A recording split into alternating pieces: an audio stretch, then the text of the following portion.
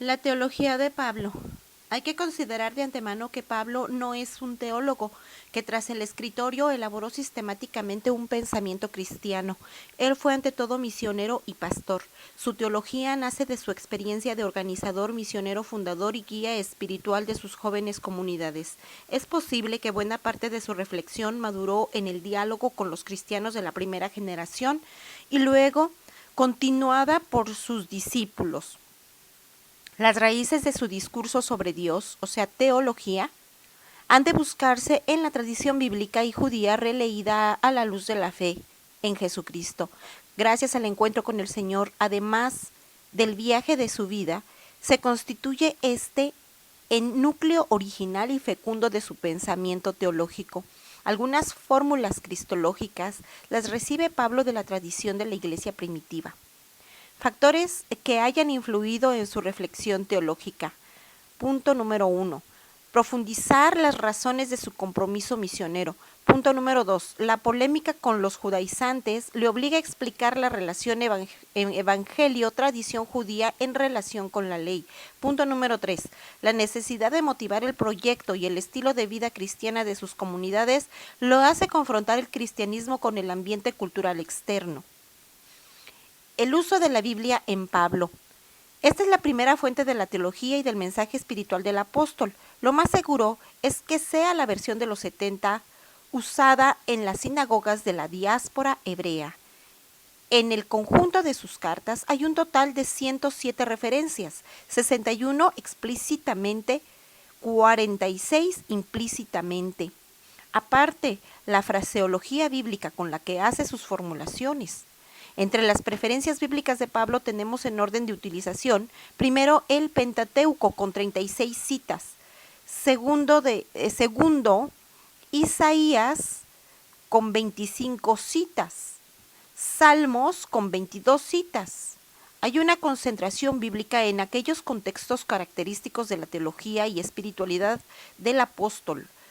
Lo vemos en Romanos 40, Primera de Corintios 10, Gálatas 15 y Segunda de Corintios 4, sobre todo Evangelio Ley, la continuidad de la acción salvífica de Dios en la historia, cuando traza el proyecto de vida ética cristiana, hablando del cumplimiento definitivo o escatológico de su esperanza.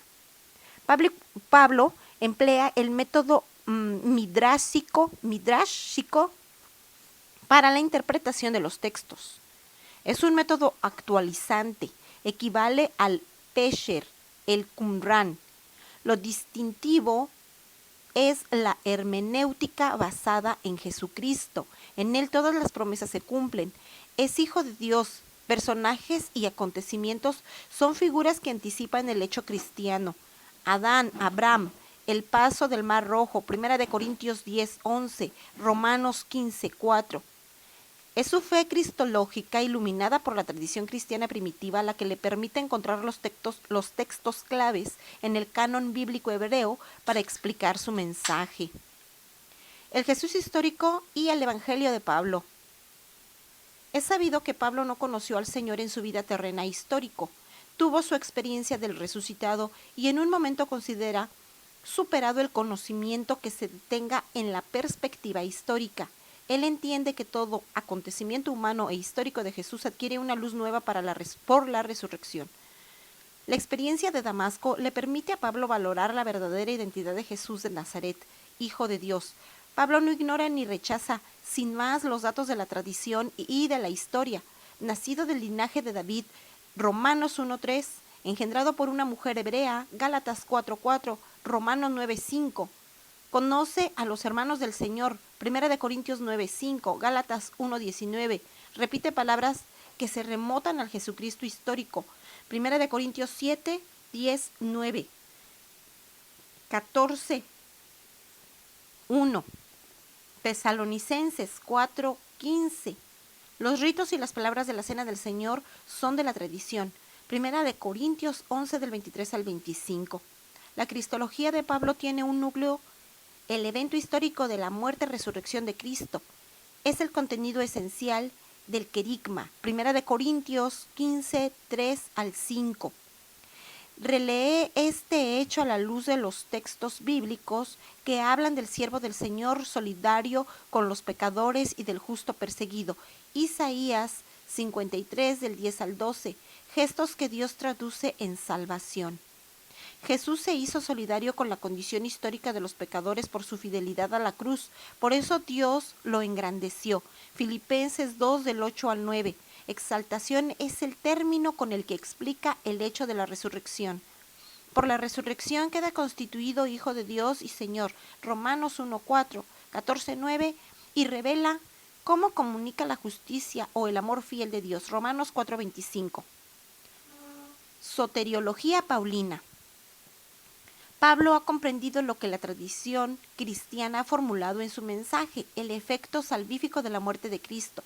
Se entregó a sí mismo por mí. Es la expresión que condensa el misterio de la muerte de Jesús. Pablo recurre a diversos modelos para presentar este hecho, todos ellos del patrimonio religioso bíblico y judío. Número 1. Modelo personal. Hace hincapié en la autodonación de Jesús que se realiza en la muerte de cruz. Subyacen en el fondo las imágenes del siervo, el justo y el mártir fiel a Dios. Estos personajes representan y comparten la suerte de su comunidad. En Jesús es el amor por Dios y los hombres lo que explica la autodonación. Gálatas 2, Efesios 5:2, Romanos 5:6 al 8 y 8:32. Número 2. Modelo social. Con los verbos redimir, liberar, rescatar, se hace una conexión con la idea helenística del rescate de los esclavos. Es la connotación religiosa. En la connotación religiosa, Pablo alude al Éxodo, gran acontecimiento libertador de Dios por la cruz. Dios nos libera a los creyentes de la esclavitud, del pecado y de la muerte. Gálatas 3:13, Romanos 4:25, 1 Corintios 6:20 y 7:23. A estos dos modelos corresponde la idea de reconciliación, término ausente en la tradición bíblica judía. Hay una reconciliación del mundo con Dios. 2 Corintios 5:19, Romanos 5:10. Hace referencia a un estado de enemistad y separación de los pecadores con Dios, pero se supera en la expresión sublime del amor de Dios en la cruz de Jesús. Colosenses 1 del 20 al 22. Número 3. Modelo cultual. Este modelo es evocado por los términos sacrificio y expiación, Romanos 3 del 24 al 26. Ellos recuerdan el ritual bíblico de la expiación con la sangre del sacrificio. Se rocía al pueblo y al santuario porque con ello se expían los pecados de la comunidad, dado que la sangre es vida. Levítico 16 del 11 al 17, 17:11. Con la muerte de Jesús se da el perdón definitivo y aquella adquiere un valor sacrificial que explica su autodonación por amor. Efesios 5:2. El número 4. Modelo jurídico. La muerte de Jesús condenó el pecado en la carne. Así se sanciona con un lenguaje judicial la misión histórica de Jesús y se expresa en términos de justificación. Romanos 5:9 y 3 del 24 al 25. Modelo sacramental. Es el número 5, modelo sacramental. Más en la línea de la experiencia cristiana está este modelo que recurre al lenguaje de la participación que subraya la fuerza actual de la muerte de Jesús. Es el bautismo, la Eucaristía, actos mediante los cuales el cristiano participa de la suerte del crucificado resucitado. Por el misterio pascual de Cristo se vive una nueva relación con Dios, el definitivo dueño de la vida. Número 6. Modelo histórico salvífico.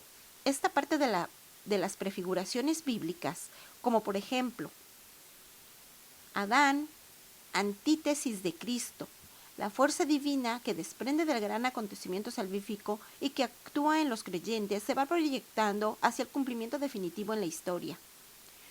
Ante la sublimidad del conocimiento de Cristo Jesús, mi Señor, Filipenses 3:8. Ahora vamos a ver la cristología paulina.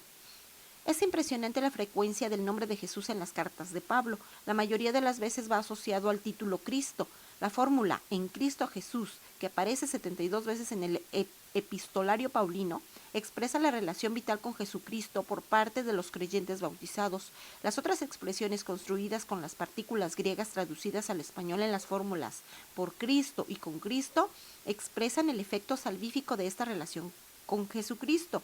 Gracias a la mediación única de Cristo, los creyentes bautizados son sustraídos a la condición del pecado y de muerte y esperan el cumplimiento de su esperanza cuando sean asociados para siempre a la gloria de Cristo resucitado. Pablo ha vivido personalmente esta experiencia de encuentro y de relación vital con Jesús, a quien él ahora reconoce como Cristo, a quien llama mi Señor. El apelativo griego Christos traduce el hebreo arameo Mesías. Romanos 9:5. Pablo asocia íntimamente el título Cristo atribuido a Jesús con el de Señor en una fórmula solemne de sabor litúrgico, Jesucristo nuestro Señor. Por su parte, el título Señor Kyrios traduce en la versión griega de la Biblia al tetragrama hebreo JHWH, reservado a Dios y sustituido en la lectura litúrgica por Adonai, mi Señor. La combinación paulina de los dos apelativos Cristo Señor referidos a Jesús amplía el valor del título Cristo en el sentido de Mesías trascendente, partícipe de la condición divina. Es lo que deja intuir una antigua fórmula de fe usada por San Pablo en la primera carta a los Corintios. Para nosotros no hay más que un solo Dios, el Padre, del cual proceden todas las cosas y para el cual somos, y un solo Señor Jesucristo, por quien son todas las cosas y por el cual somos nosotros. Primera de Corintios 8:6. Pablo ha tomado esta formulación de su fe cristológica de la tradición cristiana primitiva. En efecto, Jesús es invocado como Señor en las comunidades cristianas de lengua aramea. Un eco de esa tradición se halla en las últimas líneas de la primera carta a los Corintios, donde Pablo reproduce un fragmento litúrgico. El que no quiera al Señor sea anatema. Maranatha o Maranatha, ven, oh Señor. Primera de Corintios 16:22. Es probablemente en el contexto de la cena eucarística donde Jesús es invocado como el Señor de quien se espera la venida. Primera de Corintios 11:25. Pero también en el contexto de la experiencia bautismal Jesús es proclamado el Señor a quien Dios ha resucitado de entre los muertos. Romanos 10:9. Por eso Pablo indica la fe en Jesús Señor como criterio para reconocer la autenticidad de las manifestaciones carismáticas en la comunidad de Corinto. Nadie puede decir Jesús es Señor si no es con el Espíritu Santo. Primera de Corintios 12:3. En el mismo ambiente de la liturgia eucarística o bautismal ha madurado el pequeño salmo cristiano reproducido por Pablo en la carta a los Filipenses, en donde se proclama que Cristo Jesús es Señor para gloria de Dios Padre. Filipenses 2:11. Esto representa el primer intento de expresar la fe cristológica en el contexto del monoteísmo bíblico. Jesús es reconocido como Señor porque Dios lo ha exaltado y lo ha hecho partícipe de su señorío universal. Esta exaltación de Jesús hace hincapié en el hecho de que Él, aun siendo partícipe de la condición divina, ha compartido la de los seres humanos y ha permanecido fiel a Dios en la extrema humillación de la muerte de cruz. Filipenses 2:6-8. En otras palabras, Jesús es Señor porque es Hijo. El apelativo Hijo de Dios va unido al nombre de Jesús ya desde la experiencia de Damasco, Gálatas 1:16. Pablo declara abiertamente que él ahora vive en la fe del Hijo de Dios, Gálatas 2:20b. Este título de la tradición bíblica se atribuye al descendiente davídico elegido y consagrado por Dios para realizar su reino de justicia y de paz. Pero Jesús es proclamado Hijo de Dios en el contexto de la fe pascual, en la cual se reconoce su trascendencia con respecto al Mesías davídico.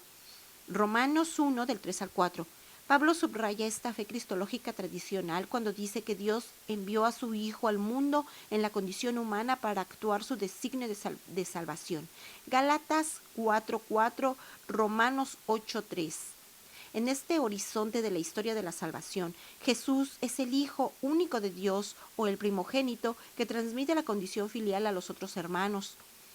Para expresar esta relación única de Jesús con Dios, Pablo acude a otras expresiones donde la sabiduría creadora y reveladora es denominada imagen de Dios y el primogénito. Segunda de Corintios 4:4, Romanos 8:29, Colosenses 1:15.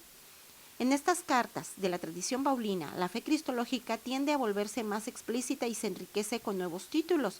Se afirma abiertamente la condición divina de Jesús, que Pablo deja intuir en los apelativos Señor e Hijo. En la carta a Tito se dice que los cristianos viven en la espera de la venida de nuestro gran Dios y el Salvador Jesucristo. Tito 2:13. También Pablo conoce el título de Salvador aplicado a Jesús, el Señor resucitado, de quien se espera la venida final. Filipenses 3:20 al 21. Pero en el contexto de la polémica contra el culto del emperador y de las divinidades que sanan, se acentúa el rol salvífico de Jesucristo frente al riesgo representado por las tendencias sincretistas que se hacen sentir en las iglesias de Asia, Éfeso, Colosas, Jerápolis, Laodicea. Se afirma de una manera más clara el rol único de la mediación de Jesús. Él es la cabeza que ejerce su señorío universal a partir de su cuerpo, que es la iglesia, Dios Padre del Señor Jesucristo.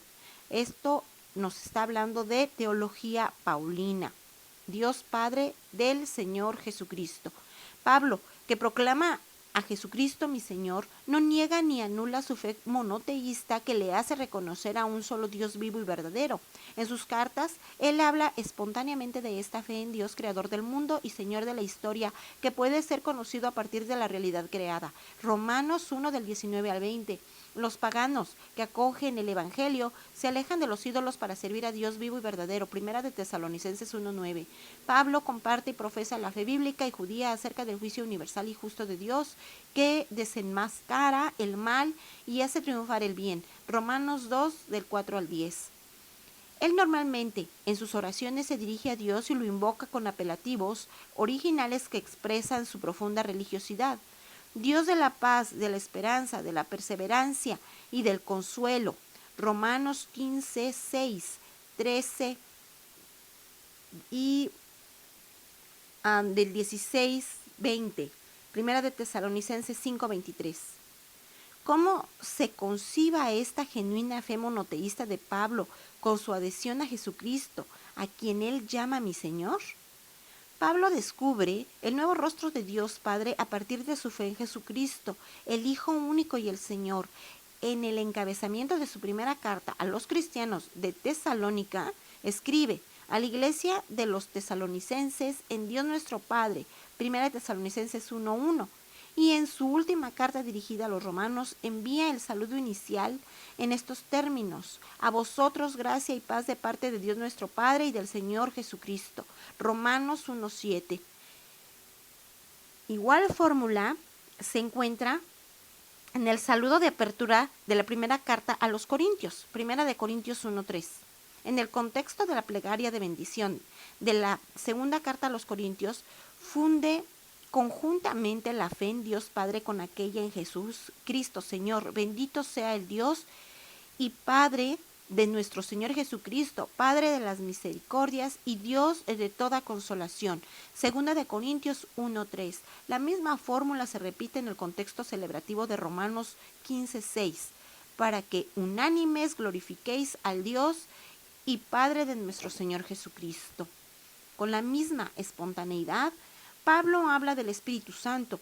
La fórmula más completa y solemne se halla en la despedida de la segunda carta a los Corintios, en donde se percibe el eco de la liturgia doméstica de las comunidades paulinas. La gracia del Señor Jesucristo, el amor de Dios y la comunión del Espíritu Santo sea con vosotros. Segunda de Corintios 13:13. Estas expresiones son el reflejo de la experiencia de la fe cristiana, que bajo el impulso del Espíritu de Jesús invoca a Dios con el apelativo familiar Abba Padre. Gálatas 4:6, Romanos 8:15. En efecto, es el Espíritu Santo quien inspira y alimenta la oración de los creyentes y los pone en sintonía con el designio salvífico de Dios. Romanos 8:27. La experiencia del Espíritu Santo está íntimamente unida a la resurrección de Jesús. Él ha sido constituido Hijo de Dios con poder según el Espíritu de Santidad por su resurrección de entre los muertos. Romanos 1:4.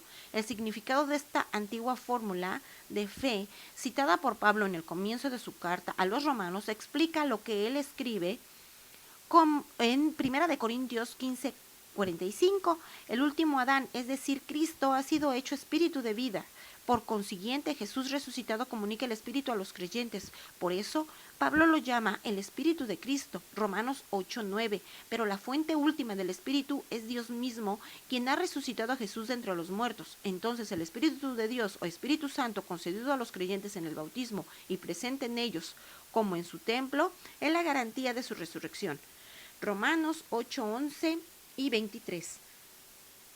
Primera de Corintios 6:19, Segunda de Corintios 1 del 21 al 22 y 5:5. Ellos son hijos de Dios porque han recibido el Espíritu Santo, que es el Espíritu de Jesús, el Hijo único.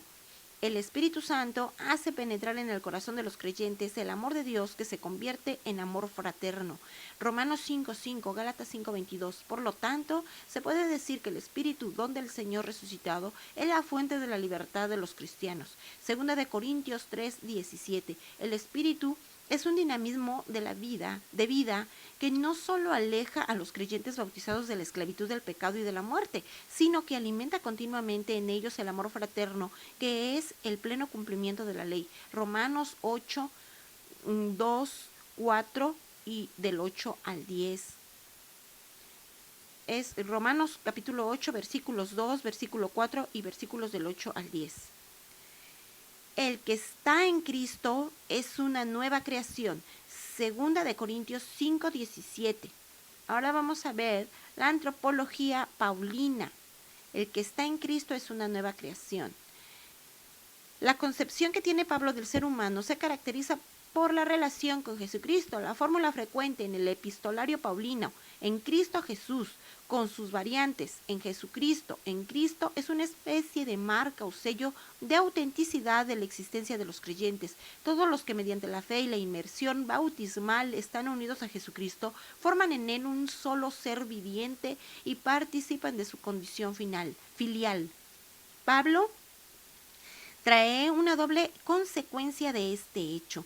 En primer lugar, entre los creyentes bautizados desaparecen las discriminaciones, el carácter étnico, religioso y social para los cristianos de Galacia, puestos en crisis por la propaganda de los judaizantes que hubieran querido levantar de nuevo el muro divisorio que separa a los hebreos de los paganos.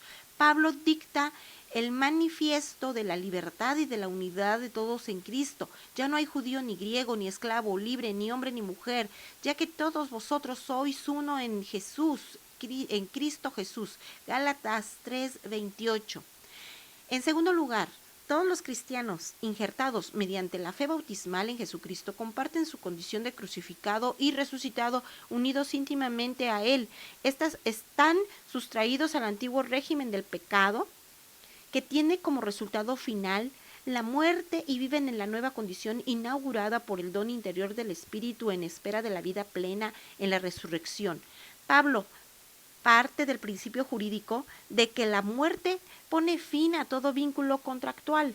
Por consiguiente, el antiguo dueño, que es el pecado, con la muerte queda expropiado de sus pretensiones sobre los cristianos bautizados. Ellos están muertos junto con Jesús crucificado y están unidos a Él, pues pertenecen ya a Dios. Todo esto lo dice Pablo con una serie de declaraciones lapidatorias, a la vez que trata de reconstruir el proceso de liberación cristiana del pecado, sabiendo que nuestro hombre viejo fue crucificado con Él, Jesucristo, a fin de que fuera destruido este cuerpo de pecado y dejáramos de ser esclavos del pecado, pues el que está muerto queda liberado del pecado. Romanos 6 del 6 al 7.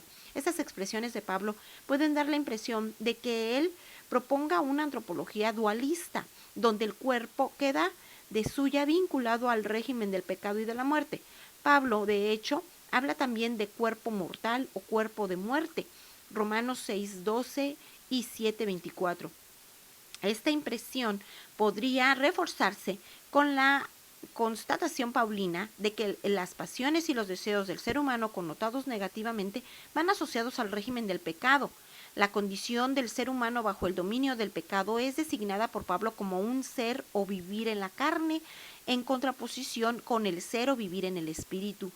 Él habla de los deseos de la carne que son contrarios a los del espíritu y tienen resultados diametralmente opuestos. Los primeros conducen a la muerte, los segundos a la vida. Gálatas 5 del 16 al 23, Romanos 8 del 5 al 8. Sería una equivocación concluir por estas reflexiones sobre el lenguaje antropológico de Pablo que él esté volviendo a proponer en clave ético-religiosa el dualismo de los filósofos griegos.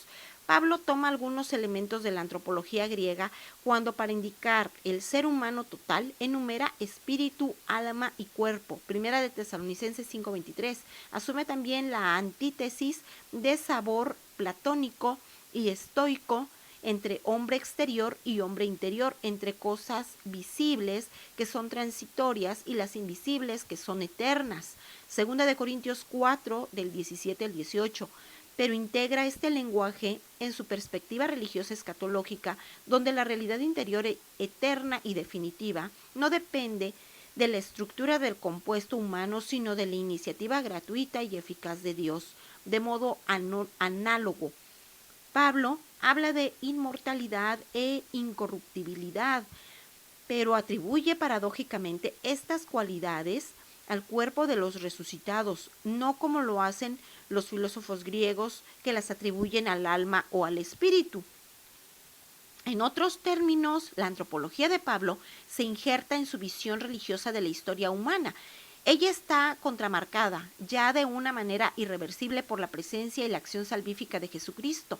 Él es el Adán definitivo que se halla en el origen de una nueva humanidad, que es la alternativa a la inaugurada por el primer Adán. Con el pecado, ha introducido en el mundo la muerte que ha sumergido a todos los hombres por cuanto ellos se han hecho solidarios con la historia del pecado del primer Adán.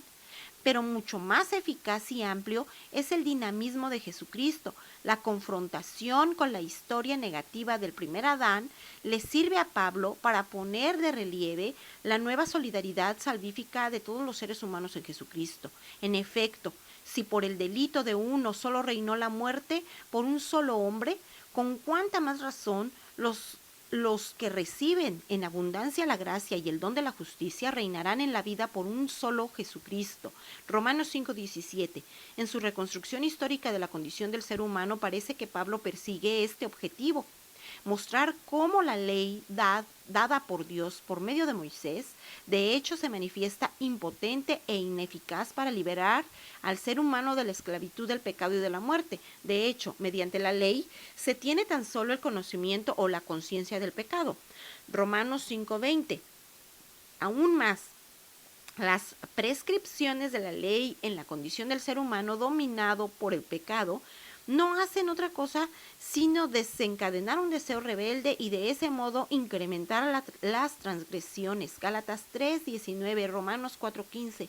El éxito final de este drama humano es el cual también la ley está en el cual también la ley está implicada en el dinamismo del pecado, es la muerte.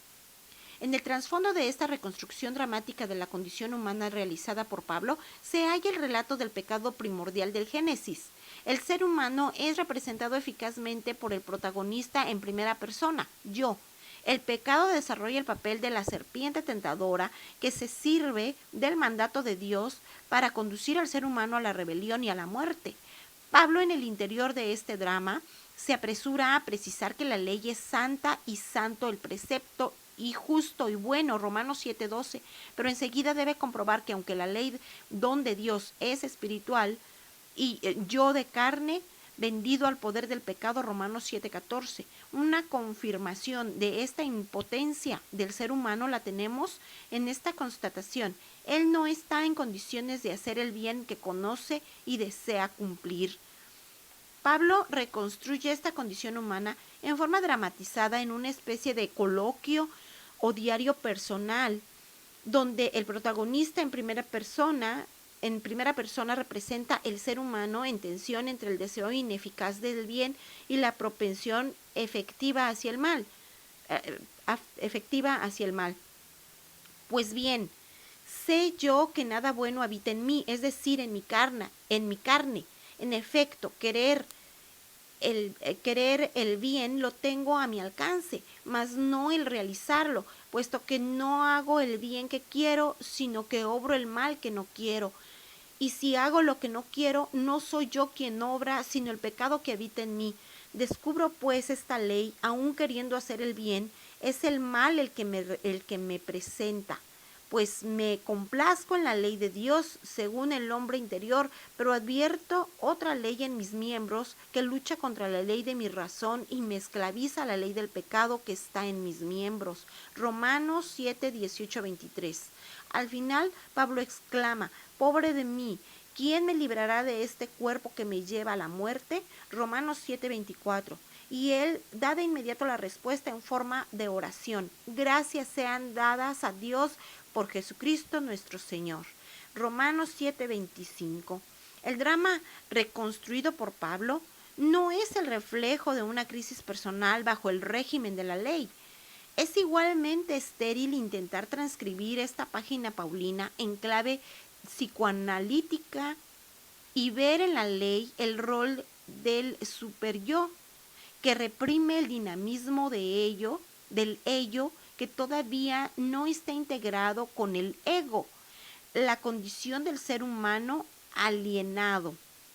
Reconstruida por Pablo, es puramente hipotética. Ella quiere poner de relieve la total impotencia de la ley en una situación histórica dominada por el pecado. Pero esta situación ya está superada por la iniciativa de Dios, que mediante el envío de su Hijo ha eliminado el pecado y de este modo ha hecho posible lo que era imposible para la ley: la plena actuación de la justicia de Dios por medio del Espíritu que comunica el dinamismo interior del amor. Romanos 8 del 1 al 4. Una confirmación de esta visión paulina la tenemos en la lectura del texto de 2 de Corintios 3 del 1 al 7, donde se anticipa la antítesis de la carta a los romanos. La letra ley de la antigua alianza condena a muerte a los transgresores. El espíritu de la nueva alianza, don interior de Dios otorgado a los creyentes, los hace capaces de actuar su justicia para tener vida. Este viraje radical en la historia de la salvación, de la cual tienen experiencia los creyentes bautizados en Jesucristo, puede compararse con una nueva creación. Pablo acude a esta expresión por vez primera en la conclusión autógrafa de la carta a los Gálatas, a los misioneros judaizantes que querían imponer la circuncisión a los cristianos provenientes del paganismo para tener una especie de revancha personal.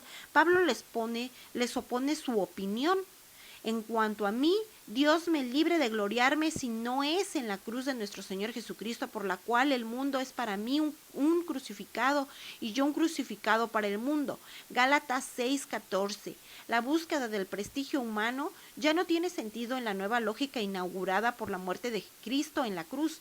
Ella, en efecto, marca un viraje radical que derriba todas las contraposiciones étnico-religiosas, porque nada cuenta, ni la circuncisión ni la incircuncisión, sino la creación nueva. Gálatas 6:15. Pablo vuelve a tomar esta fórmula en la segunda carta a los Corintios en el contexto de la discusión sobre las razones profundas de su compromiso apostólico. Lo que impulsa como una fuerza irresistible es el amor de Cristo, que ha muerto para todos, para que ya no vivan para sí los que viven, sino para aquel que murió y resucitó por ellos. 2 de Corintios 5:15.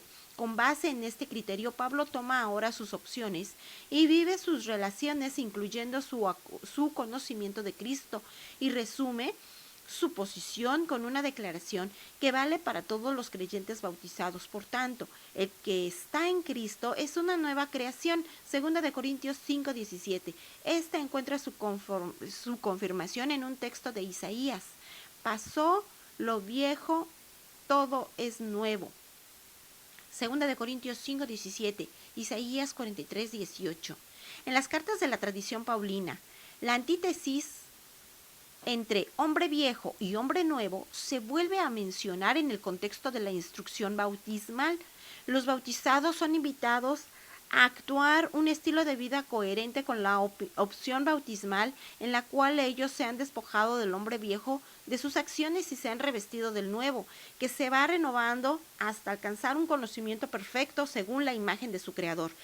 Colosenses 3 del 9 al 10. En el mismo contexto, se hace referencia a la superación de las antiguas barreras étnico-sociales y religiosas, donde no hay griego y judío, circuncisión e incircuncisión, bárbaro, escita, esclavo, libre, sino que Cristo es todo y en todos. Colosenses 3:11. El tema del hombre nuevo aparece en la carta a los Efesios, primero en una perspectiva eclesial y luego en el contexto de la catequesis bautismal. La unificación entre hebreos y paganos en la iglesia es el prototipo de una nueva humanidad reconciliada y pacificada. Ella tiene su fundamento definitivo en la muerte de cruz de Jesús, que han abatido el muro de la división y ha destruido la enemistad para crear en sí mismo de los dos un solo hombre nuevo. Efesios 2:15. En la segunda parte de la carta, el autor exhorta a los bautizados a renovarse interiormente, a revestirse del hombre nuevo creado según Dios en la justicia y santidad de la verdad. Efesios 4:24.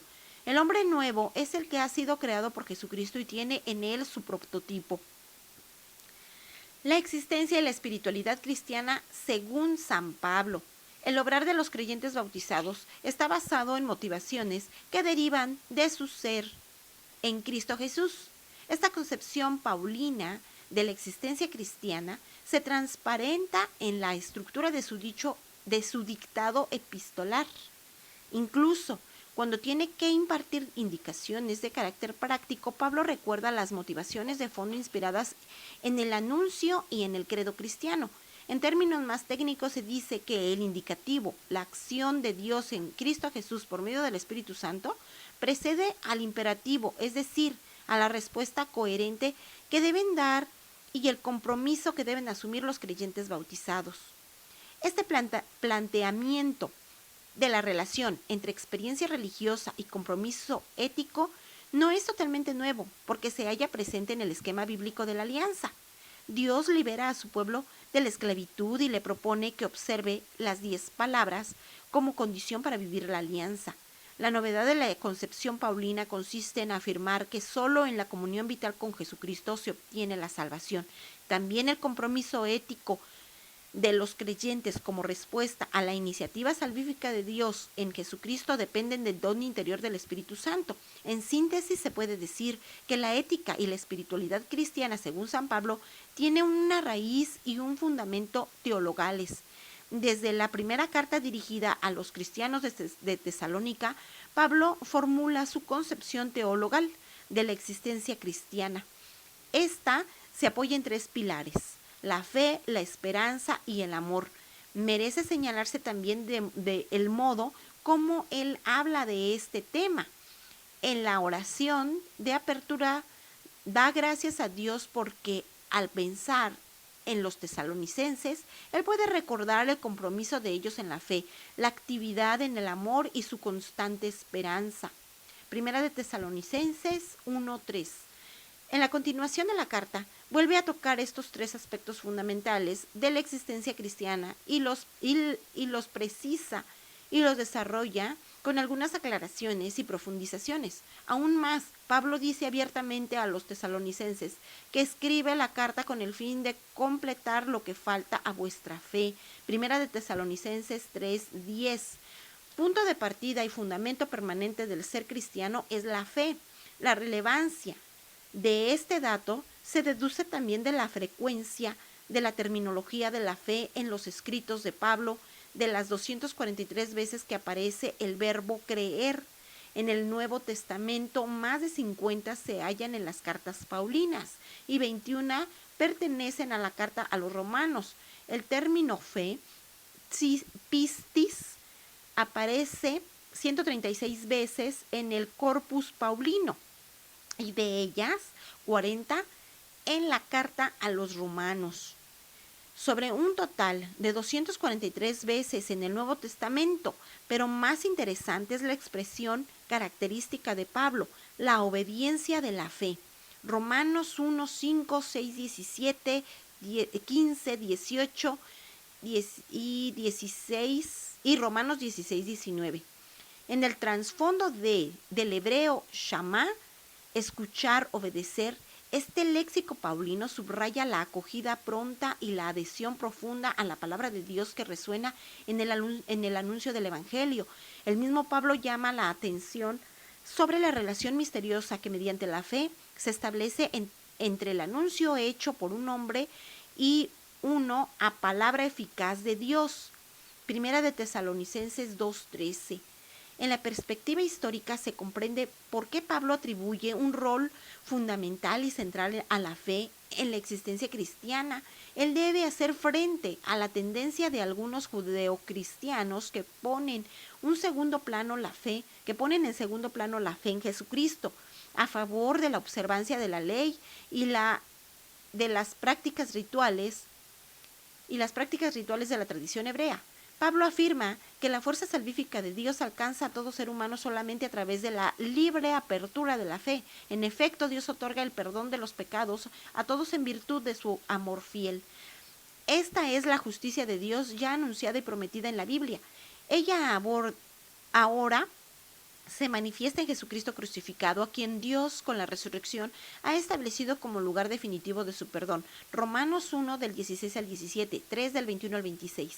Ante esta gratuita iniciativa de Dios proclamada en el Evangelio de Jesucristo, no existe otra respuesta por parte del ser humano sino la libre aceptación. Por consiguiente, la fe es el fundamento de la justa relación con Dios que hace partícipe al creyente de su justicia y lo abre al don de la vida plena o eterna. Este proceso salvífico que hace hincapié en la justicia de Dios y en la fe del ser humano tiene sus raíces en la revelación bíblica. Lo demuestra la historia ejemplar de Abraham, del cual la Biblia dice: y creyó él en Yahvé, el cual se lo reputó por justicia. Génesis 15, 6. El testimonio de la Torá, ley, se agrega al testimonio de la Torá, ley, se agrega el de los profetas, representado en la sentencia de Habacuc. El justo vivirá por su fidelidad. Habacuc 2:4. Estos son los textos claves de la argumentación de Pablo en las cartas a los Gálatas y a los Romanos para demostrar que solo por medio de la fe en Jesucristo se obtiene la salvación. En otras palabras, a la radical gratuidad de la acción salvífica de Dios corresponde la libre aceptación del ser humano. De este modo caen todos los privilegios y todas las discriminaciones, porque no hay más que un solo Dios que justificará a los circuncisos en virtud de la fe y a los incircuncisos por medio de la fe. Romanos 3:30 y 10:12. Pablo, de una manera casi obsesiva, repite que ninguno puede ufanarse delante de Dios porque él libre y gratuitamente salva a todos aquellos que creen. La fe, por su naturaleza, excluye toda pretensión o vanagloria humana delante de Dios. Por medio de la fe, en efecto, el ser humano se abre libremente al amor fiel de Dios que se manifiesta y se le comunica por medio de Jesucristo. El don del Espíritu Santo que Jesús resucitado otorga a los creyentes, se hace en ellos fuente interior y permanente del amor de Dios. Romanos 5:5. Desde este momento, los creyentes bautizados están en condiciones de actuar su fe en el amor fraterno. Gálatas 5:6. Este dinamismo del amor, que es fruto del Espíritu Santo, es designado por Pablo con el nombre griego agape. Gálatas 5:22. Entre las 116 veces que aparece este vocablo en el Nuevo Testamento, 70 se concentran en el epistolario paulino. Este dato estadístico es solamente un indicio del rol que Pablo confía al amor en la existencia cristiana. Se puede decir que todas las exhortaciones prácticas de Pablo para traducir activamente la experiencia cristiana parten del amor y en él se concretan.